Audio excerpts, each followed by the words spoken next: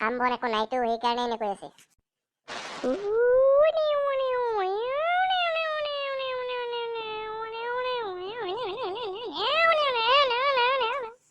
অলপ ভালকে থাকক হে, মাথাটো নষ্ট হৈছে নাই। ধেমালিহে কৰিছো জান, ইমান বেয়া পোৱা কেলে তাতে তুমি। আপোনাৰ ধেমালিটো মোৰ ভাল নেলাগে, কেনে কৰে আপুনি মোৰ ভাল নেলাগে। আপুনি এইবোৰ ধেমালি মোৰ লগত নকৰিব, আপোনাৰ ধেমালি মই শুনিব নিবিচাৰো। এবৰা এৰিছো দা ধেমালি। এই আপোনাৰ কাৰণে মোৰ ৰাতিটো মানে নষ্টই হোৱা নিচিনা, ঠিক কথাই কৈছো মই, নষ্টই হোৱা নিচিনা। কি কথা কোৱা জান, মোৰ কাৰণে নষ্ট হৈ গ'ল আমিতো। মই এনেকুৱা কি কৰিলো তুমি কোৱা। আপুনি তাক কিবা শিকাই নে? তাক কিন্তু মই বহুত কিবা কিবি শিকাওঁ, আপুনি আকৌ নিশিকাই না, সেইকাৰণে আপোনাৰ কাৰণে নষ্ট হোৱা বুলি মই অনুভৱ কৰিছো। আৰে চোৱা, তুমি হৈছা মস্ত ডাঙৰ প্ৰফেচাৰৰ দৰে এজনী মহিলা। তুমি থাকোতে মই যদি শিকাব যাওঁ, মোৰ অলপ লাজ লাগে বুলি মই নিজকে অনুভৱ কৰো। মই এটা কথা লক্ষ্য কৰিছো, আপোনাৰ দিনক দিনে এই ফাল্টুমি কৰি কথা কোৱা, যিটো আপুনি ধেমালি বুলি ভাবে, সেইটো অলপ বেছি হৈ গৈ আছে। অলপ কণ্ট্ৰল কৰক, বুজিছে? অলপ কণ্ট্ৰল কৰক। হ'ব দিয়া। মই মনুৰ সন্মানৰ প্ৰতি যি মনোভাৱ, সেইটোৰ অলপ অভাৱ দেখিছো। তাক অলপ শিকাব, অকল মই শিকাই থাকিম সেইটো আপুনি নাভাবিব, বুজিছে? আপুনি অলপ চেষ্টা কৰিব।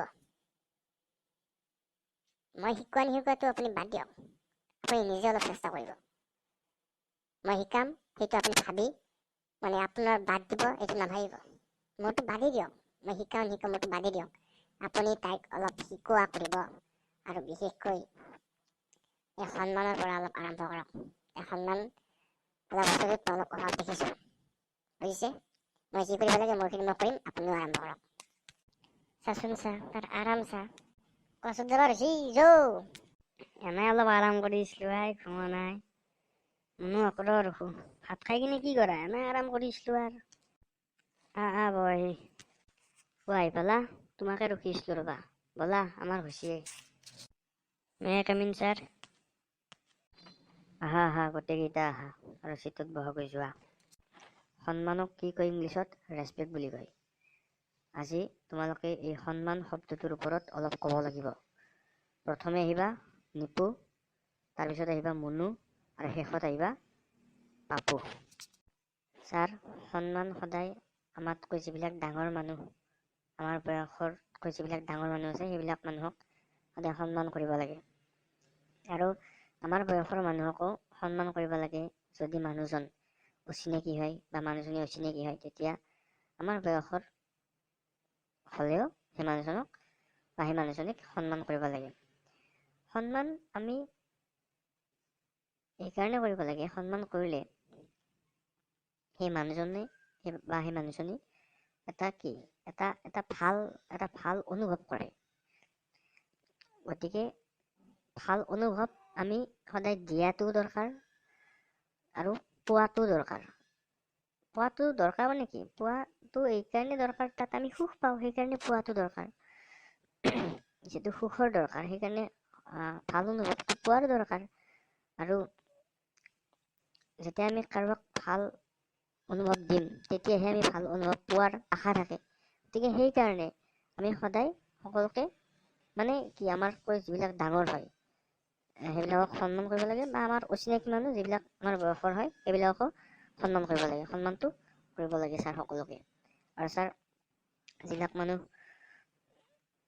নাই ছাৰ, এইখিনি মোৰ ক'ব লাগে। অ'কে ছাৰ, নিপুই কোৱাৰ দৰে আমি সন্মান কৰিব লাগে। আমি যেতিয়া সন্মান কৰোঁ সেই মানুহজনক বা সেই মানুহজনীক, তেতিয়া এটা ভাল অনুভৱ আমি দিওঁ।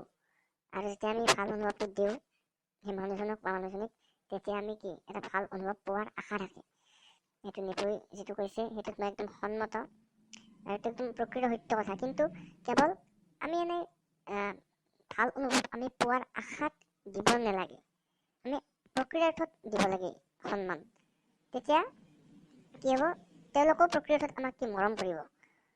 গতিকে এনেই দেখুৱাৰ কাৰণে নহয়, একদম অন্তৰৰ পৰা দিব লাগে, যাতে সেই মানুহজনৰ পৰা অন্তৰৰ পৰা সেই মানুহজন বা সেই মানুহজনীৰ অন্তৰৰ পৰা যাতে সেই মৰম ভাৱটো জাগি উঠে। নহ'লে এনেই দেখুৱাৰ কাৰণে সন্মান বা আমি যিবিলাক মৰম পাম সেইবিলাক যদি অকল দেখুৱাৰ কাৰণে হয়, সেইবিলাক ভাল নালাগে। একদম প্ৰকৃতাৰ্থত মনৰ পৰা হ'লে তেতিয়া আমি মনৰ পৰা দিব লাগিব সন্মান, তেতিয়া আমি মনৰ পৰা কি পাম, মৰম পাম। গতিকে এইখিনি মই ক'ব লগা ছাৰ সন্মান কৰিব লাগে মানুহক, কিন্তু ছাৰ কিছুমান মানুহে সন্মান ডিজাৰ্ভ নকৰে, সেইবিলাক মানুহক ডিজাৰ্ভ নকৰে সেইবিলাক মানুহ বদমাছ। তথাপিও কিছুমান মানুহে সেইবিলাক মানুহক সন্মান কৰে, সেইবিলাক মানুহক সন্মান কৰিব নালাগে মোৰ মতে ছাৰ।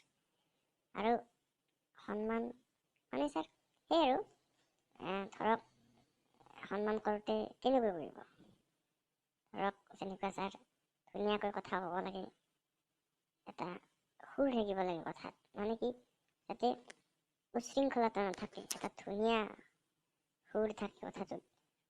আৰু ছাৰ কেতিয়াবা ছাৰ মেডাম ব্যৱহাৰ কৰিব লাগিব পাৰে, য'ত লাগে তাত ব্যৱহাৰ কৰিব লাগে, আপোনা আপুনি ব্যৱহাৰ কৰিব লাগে, এনেকুৱা আৰু ছাৰ সন্মান কৰিব লাগে, এয়াই মই ক'ব লগা ছাৰ। সন্মান শব্দটোৰ ওপৰত তোমালোকৰ ধাৰণাবোৰ চালোঁ মই, ধুনীয়া দেখিছোঁ। আজিলৈ ক্লাছটো দিছোঁ দিয়া, ধন্যবাদ। ভিডিঅ'টো যদি ভাল পালা লাইক, ছাবস্ক্ৰাইব আৰু সমনীয়াৰ সৈতে শ্বেয়াৰ কৰি দিবা। ধন্যবাদ।